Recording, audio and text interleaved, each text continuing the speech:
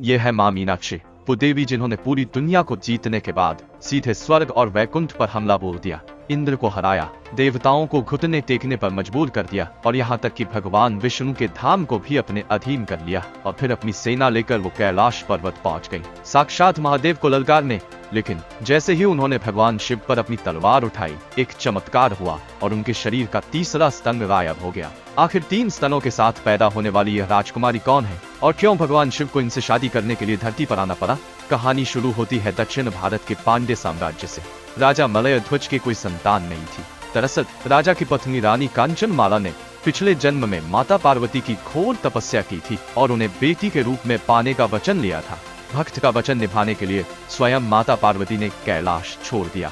राजा ने एक विशाल यज्ञ किया और उसी पवित्र अग्नि से 3 साल की कन्या प्रकट हुई। वह देवी की तरह सुंदर थी, लेकिन उसे देखकर राजा रानी के होश उड़ गए, क्योंकि उस कन्या के शरीर पर 3 स्तन थे। राजा इसे अनर्थ मानने ही वाले थे, तभी आकाशवाणी हुई, हे राजन, डरो मत, ये साधारण बालिका नहीं है, ये साक्षात शक्ति है। इसे एक योद्धा की तरह पालो।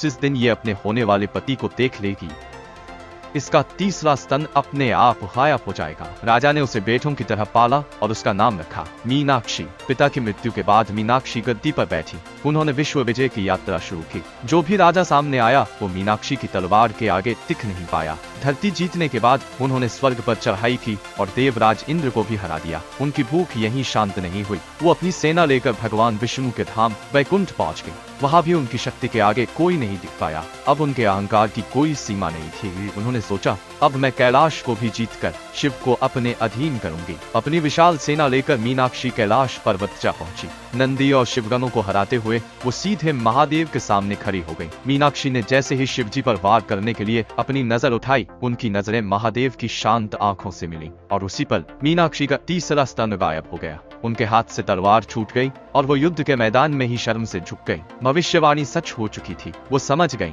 कि यह साधारण योगी नहीं बल्कि उनके स्वामी है। महादेव ने मुस्कुराते हुए कहा, देवी, तुम्हारा जन्म ही मुझसे मिलन के लिए हुआ है। मैं जल्द ही मथुरा आऊंगा।